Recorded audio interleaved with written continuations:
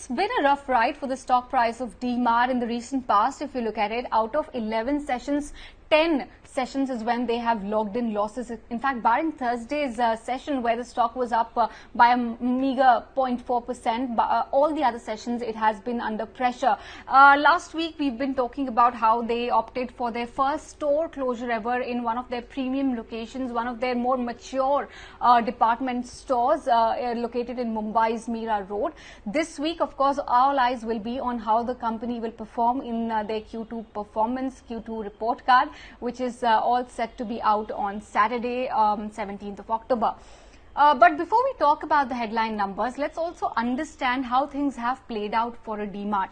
They've had a material presence in the worst hit COVID-19 states. The likes of Maharashtra and Gujarat, they constitute about 53% of their total stores. So given how these areas and these markets were hit by COVID-19, extended lockdowns, intermittent lockdowns, definitely we need to factor in all of those as well when looking at the Q2 performance. Yes, 95% of D-Mart stores have resumed operations. There were stringent measures by local authorities which have definitely impacted the store's working hours as well. By July, what we understand is that the company reached 80% of pre-COVID sales, with discretionary spending remaining under pressure, which essentially implies that margins once again are likely to be under pressure for the company given the thrust on essentials and given the scaling back of purchases in the non-essential high margin yielding products. Now, in light of all that, if we look at the poll, what we expect is the company to clock in a revenue of 5,500 crores.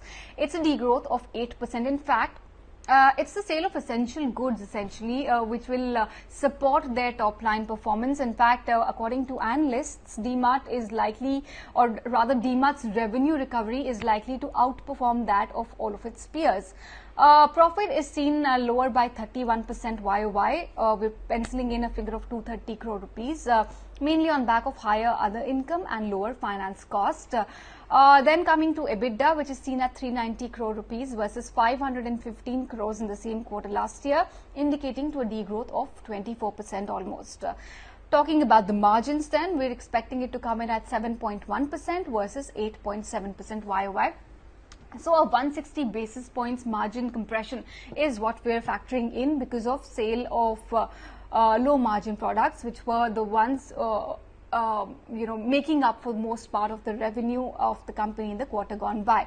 Now, yes, margin pressure is likely to be partly offset because of lower discounting and the absence of incremental cost under business initiatives. So these are some factors that could sort of aid the downslide as far as margins are concerned, but largely it's going to be a weak set given the circumstances.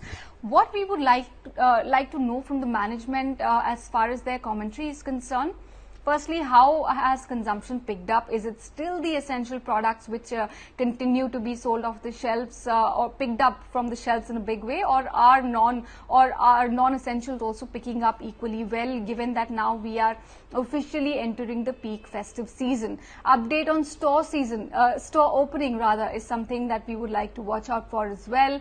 How the footfalls have been, what has been the conversion rate, the average ticket size or the average selling price, and the impact of sale of non-essential items, how bad a dent has it been on their performance, and what is the view forward, what is the outlook forward, will be definitely important to watch out for. So all eyes on D-Mart for their Q2 performance.